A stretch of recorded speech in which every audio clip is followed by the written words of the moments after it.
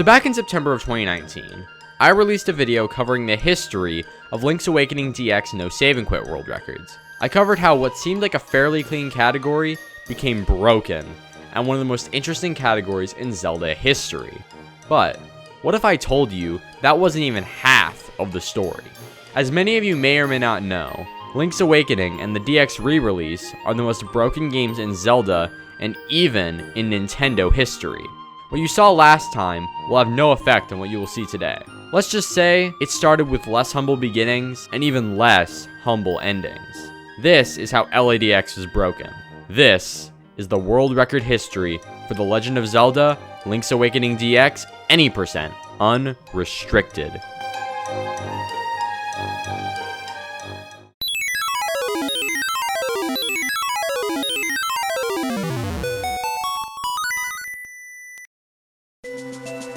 Before we start covering the full history, it's important to mention why categories are the way they are in LADX. Love it or hate it, the naming scheme for the game is important to how each run is handled for rules. Let's take a look at No Squoob. The restrictions are no saving and quitting, wrong warping, or going out of bounds. These basic rules are the building blocks of the category and influence every bit of routing. The consequences of not having these restrictions create categories like reverse boss order, 100% no restrictions, and, what we were covering today, any % unrestricted. To return to the idea that LA and LADX are broken, we need to talk about one of the most broken discoveries of all time, Doghouse Glitch. There is nothing more broken in the entire game. To break it down, all you need to do is slightly clip yourself into the back of the doghouse to the right of Madame Meow Meow's house, and then walk straight towards the fence. Once there, all you need to do is hold down left, and boom, you have reached a glitched world. Yep, it's that easy. Now, who could have possibly been able to figure this out? It is unclear who was the first person to find it, but there are many early internet websites that detail known glitches back around the game's release. For such a broken and easy glitch, you'd think it'd be patched out of later versions like super jumps and bomb triggers, right? Wrong. All versions of the game contain this glitch. How the developers did not catch any of this or patch it is beyond me, but all that matters is that it's there and that its existence is essential to LADX Any %. Fast forward to 2007, and we see the first exploration and understanding of the glitch, at the time called Kennel Glitch. The legend Artemis 251 released a webpage that details glitches in LADX.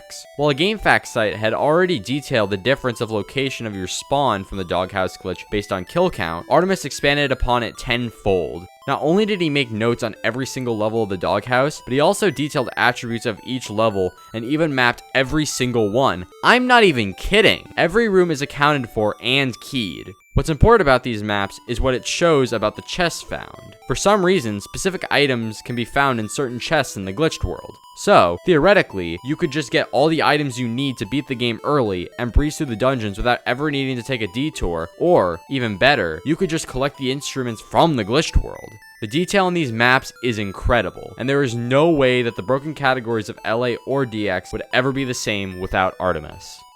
Interest in the doghouse has been spotty over the years. Sometimes people just go into the glitch world to mess around, and some look to try to optimize movement in the doghouse to try to find items that they would need to beat the game. An example would be from Giacob on March 25th, 2008, where he would showcase his exploration of the glitched world using the doghouse glitch.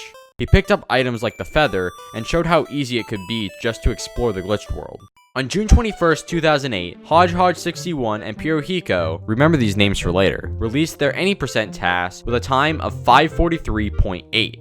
You may wonder, how can you beat the game in only 5 minutes? To answer your question, Doghouse. You know how Artemis mapped out the entirety of the glitched world levels 3 and 4? Well, what if I told you that in level 2, you could reach the final boss? All you needed to do was enter the doghouse with exactly 2 kills, maneuver your way upwards and a bit to the right, and then you would end up right where the pit is to fight the nightmare.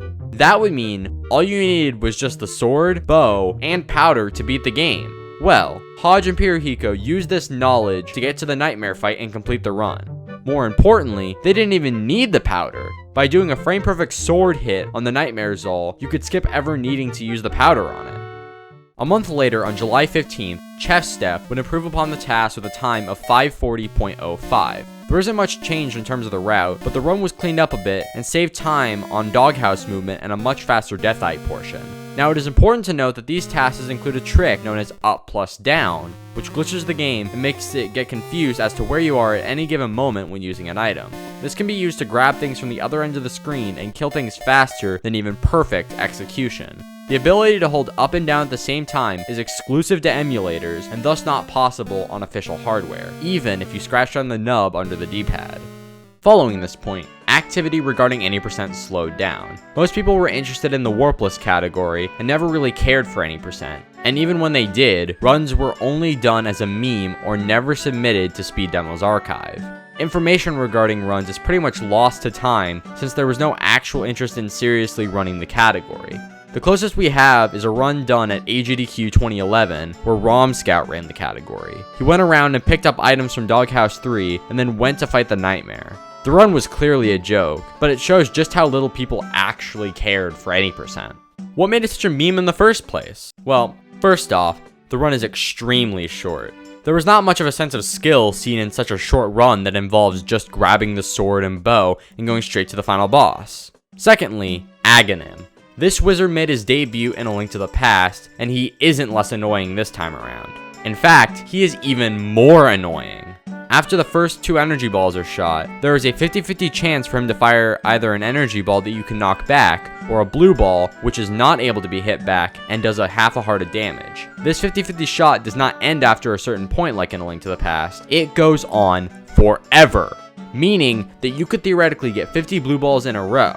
Why is this such a big deal? Well, not only is it extremely slow, but you only have 3 hearts, so you only have so many chances before you are completely unable to finish the run. This isn't even counting how you have to not get hit on every other phase of the fight, and Deatheye being even more annoying by doing a full heart of damage each hit. Needless to say, no one wanted to grind a run like this. Sure, it was short, but why would you want to do a run that was based entirely on RNG?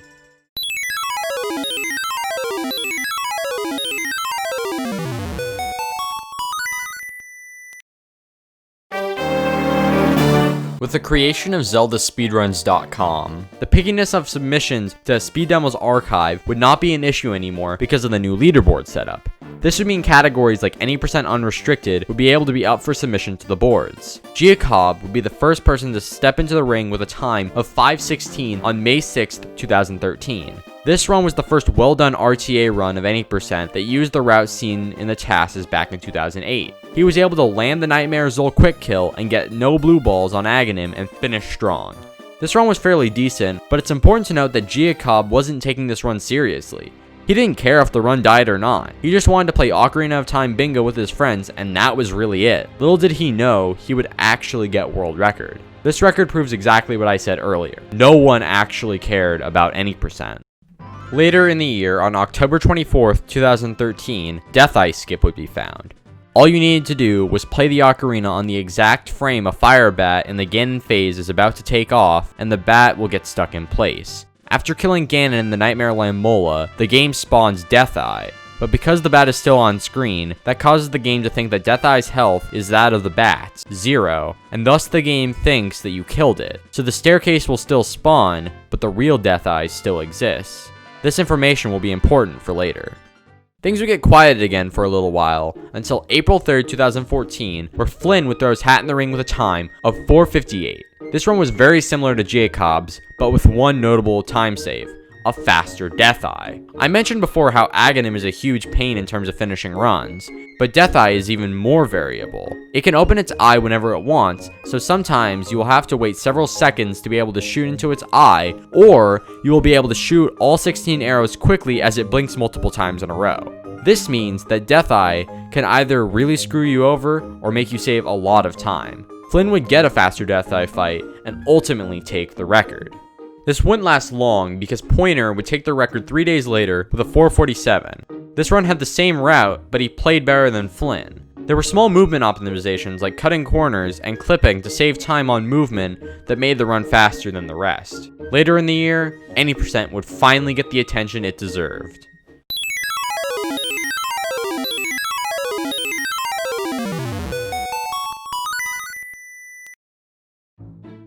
In September of 2014, something big would happen. After many years of any percent getting shafted, after many years of the category simply being a meme, someone would finally task themselves with optimizing the category and taking the run seriously. His name is Riddler. Riddler truly is an any percent legend. Once he put his mind towards any percent, what seemed like a very optimized run turned into something to be admired. On September 14th, 2014, Riddler would tie Pointer's record with a time of 4:47. While this run wasn't a standalone record, this would just be the start of Riddler's reign. He would get a run just 13 days later with a time of 4:46. The fact that someone could PB that quickly for a run that is so RNG heavy is absolutely insane. 2014 would come to an end while Riddler did runs, but that would not stop his efforts. In early 2015, a new record contender would enter the ring, GreenTunic. He had been running for a little while, and he finally got his foot in the door. On January 16th, 2015, he would achieve a world record time of 4:44. Kind of. You see, GreenTunic did a run with a different route to Riddler and the rest. Instead of stealing the shovel and the bow, he would opt to enter Doghouse 3 to get the ocarina and perform Death Eye Skip. This allowed for less RNG in the fight and got rid of the inconsistency that comes with the Death Eye fight. This all went well until the end. He got the Death Eye Skip, but after he touched the stairs, he died. Based on the rule set at the time, the run would end on touching the staircase at the end of the game. But GT's death sparked conversation as to whether or not this actually counted. He didn't actually finish the game. He was unable to view the credits since he died. This would lead to the community to decide that a new end time location would be in order. It couldn't be on the final hit of Death Eye since you can skip him, and the staircase option was out of the question. So, they decided that the time would end on the white fade after climbing the stairs. This would ensure that if you died on Death Eye while doing Death Eye Skip, you wouldn't have finished the run. GT would come back with a legitimate 4:44 under the old timing method on February 13th. This time, he didn't die. This run wasn't exactly a PB, but it was finally a verifiable world record. It would not be long before Riddler would come back on the 21st with a time of 4:43. This run would still be on the old timing, but the fact that he was able to get the record back so quickly showed the beginning of a rivalry between GT and Riddler. Starting on April 3rd, GreenTunic would be on a tear for any percent.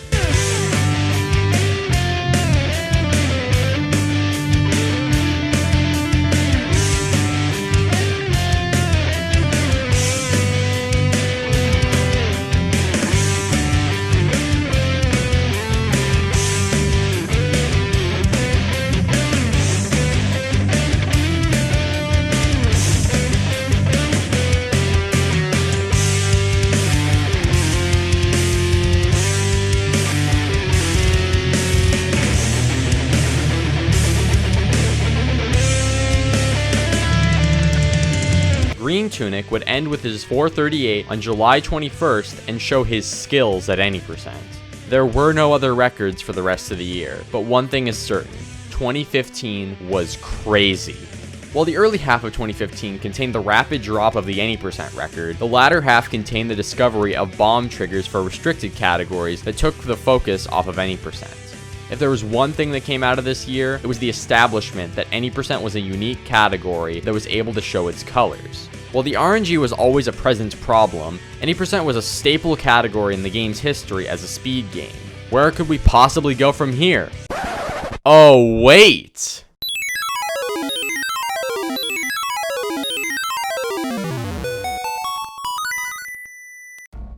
You know how I said the latter half of 2015 was crazy? Well, it gets even crazier. Just one day before the re-interest of bomb triggers and the eventual explosion of any percent no save and quit on August 8th, Hodgehog61 and Pirohiko would make their grand return with a huge discovery: Arbitrary Code Execution, or ACE. The two posted a webpage in Japanese that showed a massive code dump that explained how they could use a specific chest in Doghouse 3 to warp you to the credits. While it is very complicated and has a lot of nuances to it, I'm going to try to explain it the best I can. To break it down, because the game has little space to work with on the cartridge, some parts of code will affect other parts in unique ways.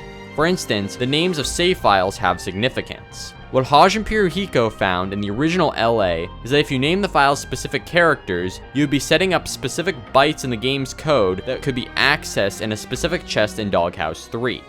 Each character represents its own bit in code, so if you name your save file specific names, you could open the chest and the contents of the chest would give you a specific result based on what your file names are. One such result would be warping Link to the credits sequence where he wakes up from the Windfish's dream.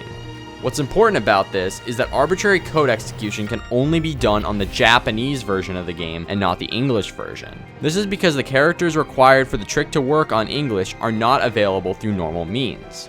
Because there are more characters in the Japanese language, we have more access to bits to work with.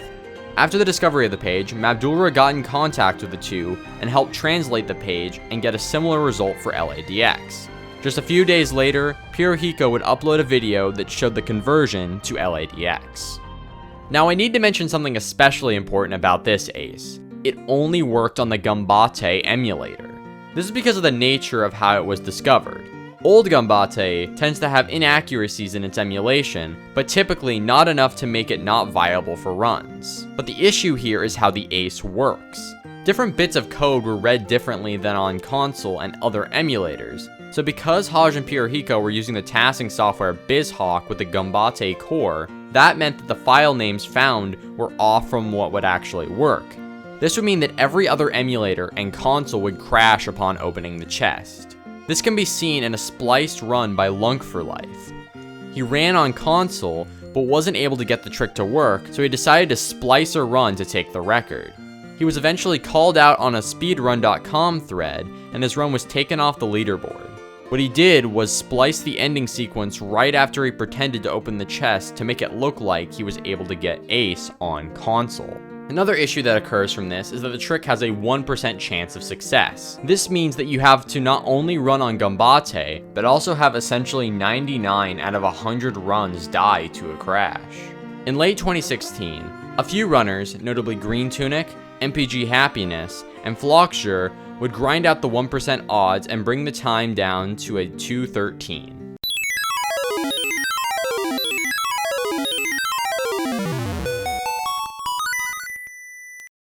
Following the discovery of bomb triggers for no wrong warp or out of bounds categories, most people set their eyes on Zorlak 7 and TGH and their grind of the category over the course of 2016. Any % no ace was left alone to collect dust as other categories thrived over the new discoveries. It would only be at the end of the year on December 4th where Riddler would make his return with a 436 and completely smash the previous record. He played out of his mind and got the craziest Death Eye ever seen, blinking Death Eye. As I mentioned before, Death Eye can be variable as to when it wants to open its eye. So on very rare occasions, there is a chance of getting what I like to call blinking Death Eye, where it will follow the closing of the eye with another opening. In Riddler's run, he was able to get that to happen for all 4 hits and save a ton of time. While the beginning of the Death Eye cycle was a bit slow, the RNG after was pristine. Even he was surprised by it. To quote what he says in the description, "This is the best speedrun I have ever done. I'm still shaking as I type this, and I get chills every time I watch this back. My true goal has been achieved. Sub 4:35, old timing, and sub 4:40 all in one. I think I might come back to speedrunning now." And come back to speedrunning, Riddler did. But literally the next day, GreenTunic did not give the chap a break and tied his record. While this year was dominated by no save and quit, Any % was able to sneak its way in at the end of the year, continuing to solidify the rivalry between GT and Riddler.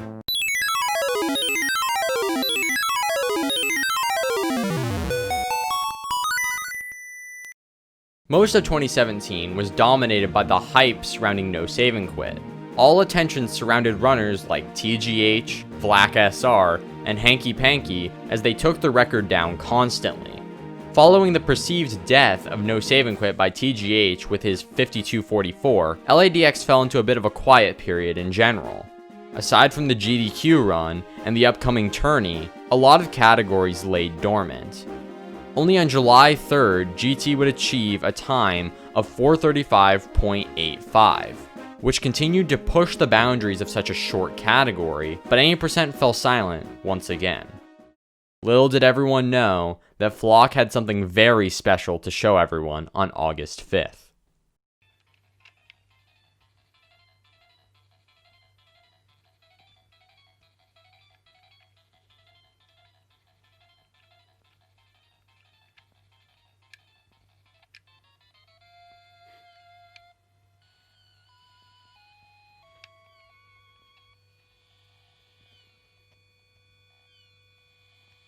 That's right, Ace on console. How did he do it? Well, Flock took the data that Haj, Pirohiko, and Mav translated to LADX and reworked it to work with all emulators and specifically on consoles. This meant that anyone could do Ace. Another big thing is that the version of Ace was 100% consistent if you did everything correctly. This meant that there was a different set of characters used for the file select, but Flock went even further. He even implemented safeguards that ensured that the trick would always work by talking to the right kid and opening the menu at least once before opening the chest in Doghouse 3. There is a document, courtesy of PDog, that I will link down below that explains Ace down to the individual bits of the code. It's an interesting read if you're interested in how specifically Ace works on a technical level. With that major discovery, one man got to work with getting a run on the boards. Sikinar. Known as a top runner for No Save and Quit at the time, Siki decided he wanted to get the first modern Ace run of 630. This run is specifically significant because he did it on console, which solidified this Ace as the new preferred way to run. While this version would technically be slower because of the safeguards, it was worth it for universal consistency. The next month, GreenTunic went back to Ace and this time, on September 7th, got a 323 with the new version, and then he got a 319 11 days later on the 18th. Interest in Ace wouldn't spark until October, where the quickest change of hands in LADX history occurred.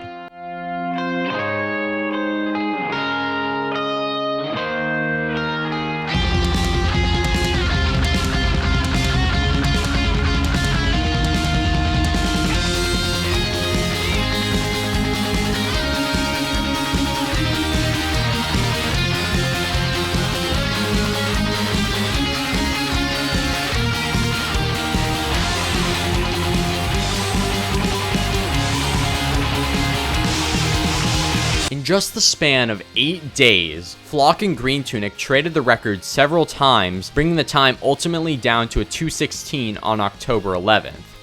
It cannot be understated how significant this much activity was for Any Percent. For once, Any Percent was getting the attention it deserved.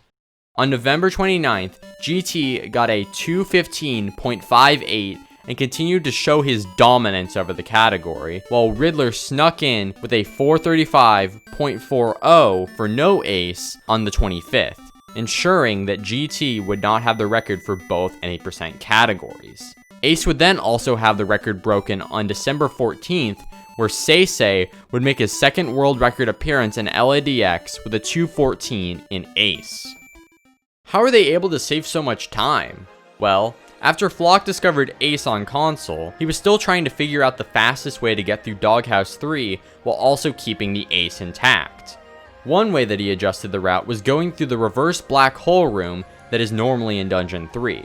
It is typically very difficult to get through the room without boots, but by doing specific inputs, you can get through the room without issue. This would take out a possible soft lock that could occur in the old route and also saved a good bit of time. By the end of the year, No Ace and Ace had reached a point of optimization that no one thought possible. No Ace was reaching its limits with a 435, and Ace was rapidly approaching impossible levels of optimization. To say 2017 was crazy would be an understatement. With the reign of TGH as the No Save and Quit champion, to the massive Ace discoveries in August, to the crazy activity of October, Any Percent finally found its place in the spotlight. With Flock's discovery would come the dissolve of the old Ace as seen by an announcement by GreenTunic, and it would be buried for good. 2018 saw a slight resurgence of Ace when Flock came back on February 19th to get the first 213-minute time of 213.87.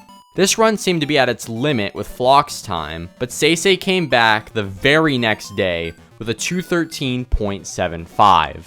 After that, Any% got quiet. There were no Ace records. There were no more Ace records. The main focus of 2018 was 100%, and, once again, Any% would be overshadowed by other community interests.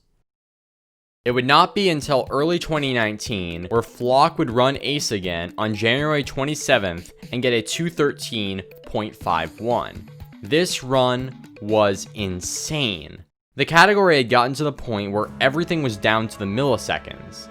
Just a single mistake would cost a run. Just one bad move killed a run. To even try to beat this run would be an insane task. Could someone possibly beat this time? Yes. And Seisei would be the one to do it. Oh my god. Oh my god. This is a good time. I don't know what is... I don't know which time is it, but this is really good. This is definitely a world record. Oh my god. That's right. Just 2 days later, on the 29th, Seisei would get a time of 213.15. The fact that he was able to achieve such a time is mind-boggling. Without the room for mistakes, mastery of movement and clean gameplay is what decides your time for the category. With Seisei's record, that's where the Ace record stands. Is what I would have said if things didn't take a turn on April 28th, 2020, where GreenTunic would make a surprising return with a 213.083 for Ace, just shy of the 212. Because of the pandemic, many people who had mostly put down speedrunning had come back to have something to do to pass the time. GT decided he wanted to get the record, and he took the time to get it. What's so impressive about this run is how close he got to the 212. Just 0.084 off. What GT caused could be considered the 1 week revival of Ace. Literally the next day, Seisei threw his hat back in the ring and took the record back. But this wasn't just some ordinary record. This was the 212.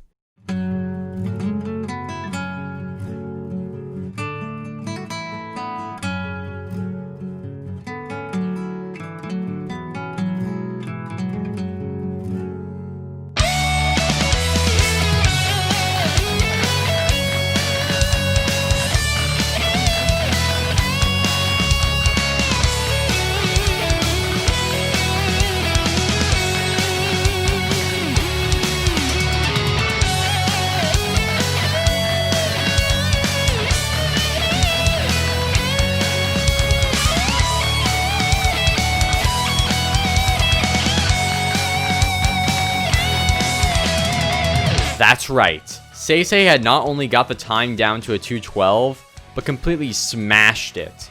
Finishing off the category with a 212.633 is nothing to scoff at, and that is where the record stands. With that being said, there's still a little bit left kicking in the category for now. The run had some bad Octoroks RNG, so we could maybe see it go down even further in the future. To think that we could even achieve arbitrary code execution in a game like this is insane, and it's thanks to Haj, Pirohiko, and especially Mab for bringing this to LADX. Additionally, huge shoutouts to Flock for getting it to work on console. Without their hard work, Ace would have never been a thing for LA or LADX. Where does this leave No Ace? Well, after Riddler's mid 435 in late 2017, the possibility of beating that time was low. The category was so optimized, it looked as if it would be a dead category. 435 looked like the absolute limit for the category, but May 29th, 2019 would prove that wrong.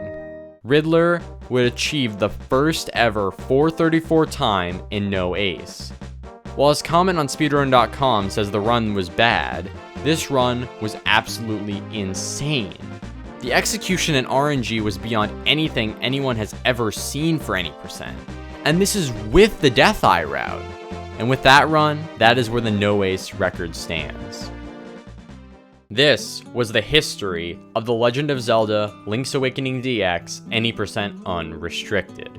What started as a neat glitch upon the release of the game evolved into a meme run and then into a mainstay category in LADX.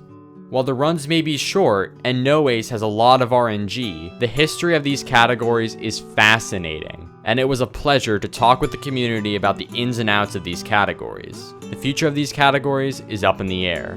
Who will lift Ace to greater heights? Who will push No Ace further? Only the future can tell what'll happen next. I would like to bring special attention to GreenTunic for helping make this project a reality and helping me make sure that I had everything right for the video. Additionally, it was also nice of Alos to talk with me about the history and the timeline of the discovery of Ace. I'd also like to thank P-Dog for the document that breaks down the entirety of Ace, which is how I was able to explain it for this video. Finally, I would like to thank everyone who took the time to read over the script for me and ensure everything sounded correct and watched early versions to make this video even better. I also want to shout out Twisted Tamer's most recent Any No Ace task, which gets a time of 350 using the same glitches and even more from the original tasks. It's a really cool watch and I highly recommend checking it out. This category's history has been an interesting but tragic one, always being overshadowed by other categories and is seen as a meme for the amount of RNG it contains. Hopefully, I made you see it as more than that. I hope you all enjoyed the video. My name's Astronomus, and thank you for watching.